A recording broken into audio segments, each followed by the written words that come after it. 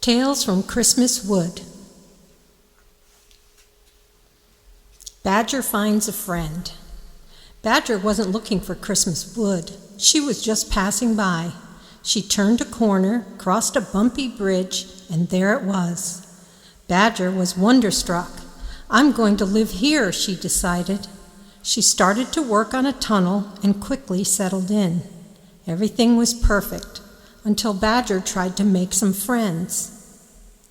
First, Rosie Rabbit hopped by with her brothers. "Good morning," yawned Badger.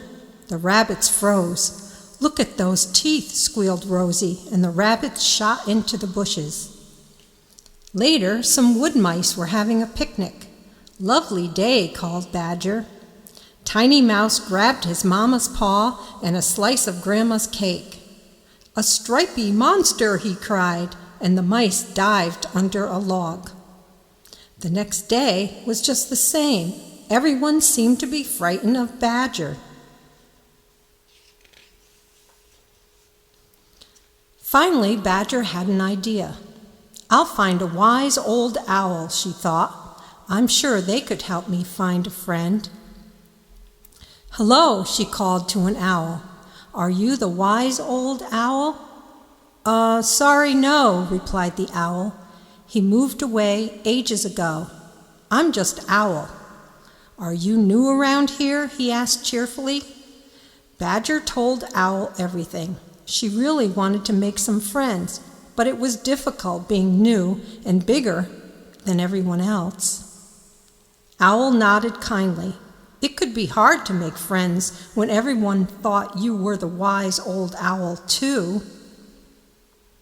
Then Owl's friend Fidgety Fox popped by, and they all played hide and seek. They had a fantastic time until Badger had to go home for tea. "Come back tomorrow," called Owl. "By the way, I'm sorry I couldn't help you with your problem." Badger waved at her new friends. "Oh, I think you have," she laughed. "Thank you. See you tomorrow."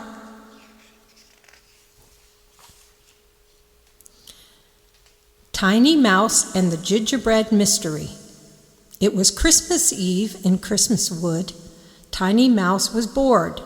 Everyone was too busy to play, and tomorrow seemed like ages away. "Why not make gingerbread?" suggested Mama Mouse. She tied a huge apron around Tiny's neck. Then she gave him a big wooden spoon. "Now be very careful," she said, "and mix everything together." Tiny Mouse stirred carefully until his little paws were tired. Then, just to check it was nice, he ate a blob of the mixture. It was nice, but maybe needed a pinch more sugar.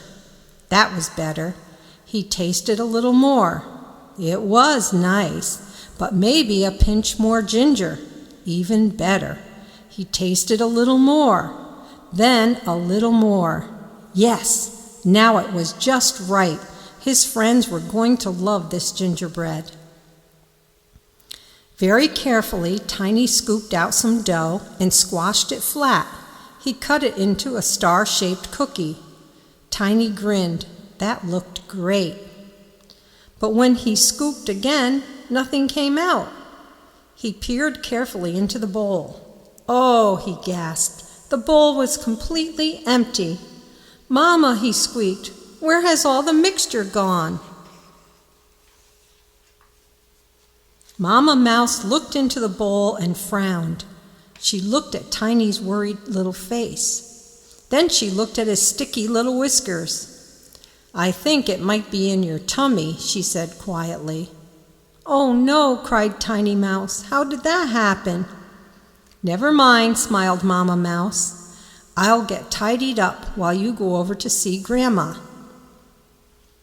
At Grandma's house, Tiny snuggled onto her lap. He told her about the disappearing gingerbread. "It really was an accident," he said sadly, "and I'm so sorry because now there aren't any Christmas cookies to give to our friends." Then he had a thought. "Grandma, please, could I try again?" he asked. "What a lovely idea," she said. She tied a huge apron around Tiny's neck. Then she gave him a big wooden spoon. "Now be very careful," she said, "and try not to eat it this time." A burrow full of brothers. Rosie Rabbit was making Christmas cards. She wanted them to be perfect, but that wasn't easy in a burrow full of brothers. Whee! Splat! Robbie Rabbit was eating berries. Boing, boing, thump! Reggie Rabbit was bouncing up and down. Honk, honk! Ricky Rabbit was being a big truck. "Please, everyone, could you just be quiet?" cried Rosie. For a few moments it was quiet, but her brothers soon forgot. Whee! Splat! Boing, boing, thump! Honk, honk! Rosie felt angry. "No one listens to me," she thought. "Nobody even cares about me." She threw down her paintbrush and stomped out. It was cold in Christmas Wood. Rosie's breath made clouds in the air. She felt like a brave explorer. Soon, fat snowflakes started to fall. Rosie twirled, catching them on her whiskers. But then the snow changed. It fell faster and faster. It blew into her ears and up her nose. "Oh, help!" thought Rosie.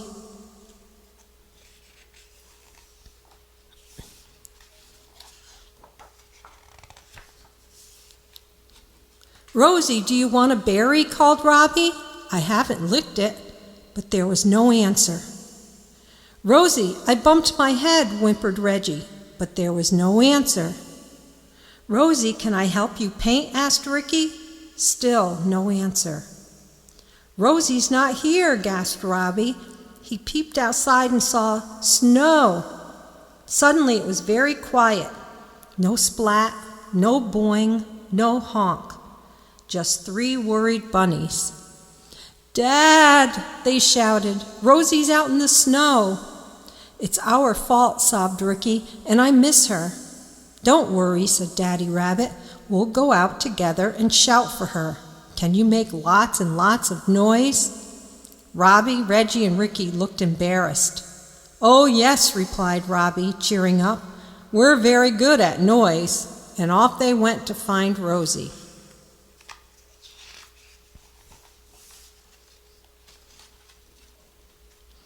The Amazing Robin. Robin zoomed across Christmas Wood. He swooped under the frosty branches. "Don't worry, the amazing Robin will save you," he cried. He caught a falling twig and landed gently on the ground. "There you are, all safe," he said grandly. The twig said nothing. It was just a twig. Robin loved playing heroes. One day he thought, "When I'm older, I'll be a real hero. I'll be fearless like Fidgety Fox. I'll be big like Badger and as wise as Owl." Then he sighed. He could fly, but he was just a little bird. How could he help anyone? Suddenly it began to snow. The flakes fell faster and faster. Robin snuggled into his feathers. He tucked himself further into his holly tree. Then he heard a sneeze. "Achoo!" It looked like Rosie Rabbit disappearing through the bushes. She didn't come back. She's all by herself, thought Robin. On Christmas Eve, too. Perhaps she's lost. Robin dashed through the whirling snow to Badger's house.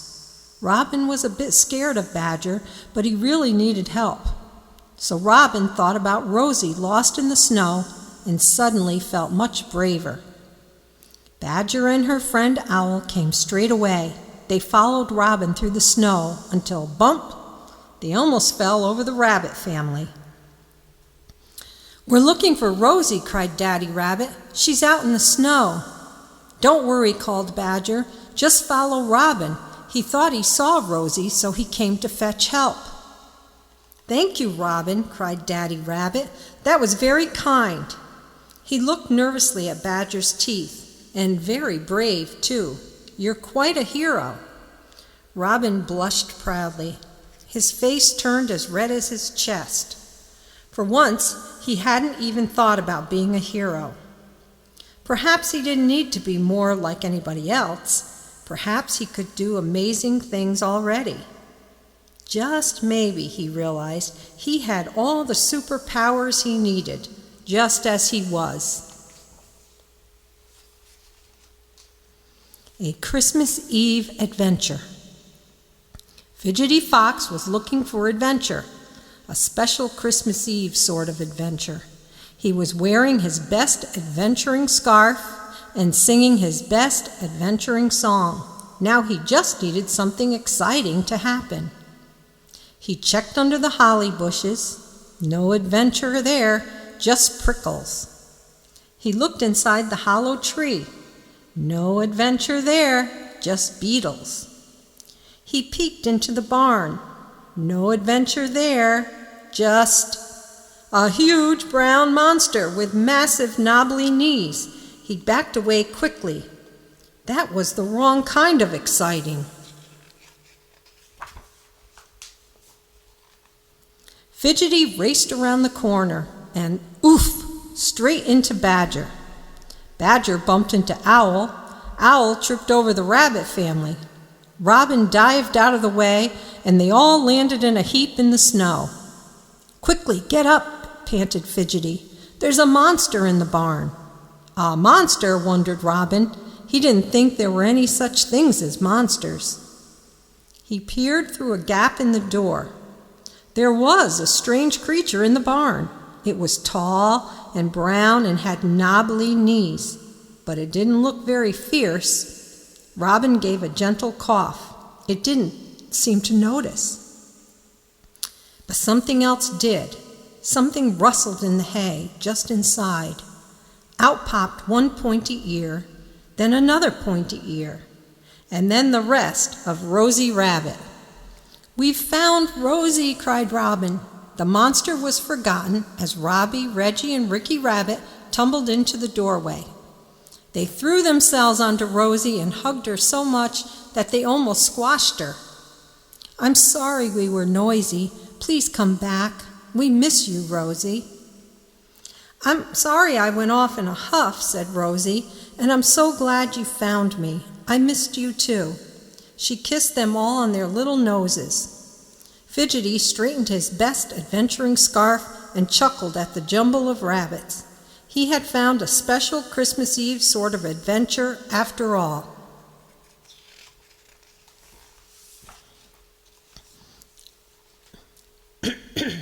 A very busy barn. Tiny Mouse poked his head out of the mouse hole in the barn wall. His whiskers twitched with excitement. His gingerbread cookies were finally ready, and he couldn't wait to give them out. Just outside, he saw everyone: Daddy Rabbit and the little rabbits, Fidgety Fox, Badger, Robin, and Owl. "Happy Christmas Eve," cried Tiny. "Come in and get warm." Everyone looked at the mouse hole. It looked a bit of a squeeze. "No, in here," laughed Tiny. He led them right inside the barn. And what did they see? A big glowing star hung from the rafters. Underneath were some sheep and a donkey and a tall brown camel with knobbly knees. But strangest of all, there was a baby boy and his family. He was all tucked up in the manger. 3 men in fancy clothes carried beautiful gifts for the baby. "Don't worry," said Tiny. "They're all made of wood." He gave the donkey a poke to prove it. "That's a nativity scene," he said importantly. "It's all about what happened on the very first Christmas night. People come here and remember why they're celebrating. Everybody loves to see the special baby. They all sing songs, and sometimes they bring gifts for each other too."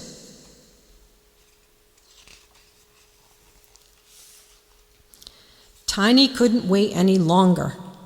"And I've got a gift for all of you," he squeaked happily.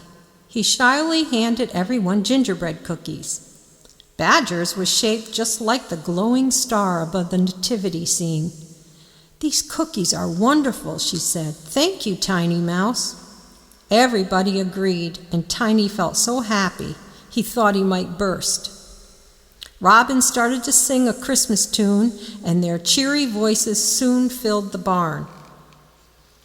Badger smiled around warmly at all her friends. She already loved living in Christmas Wood, but celebrating Christmas in Christmas Wood was the best bit yet. The end.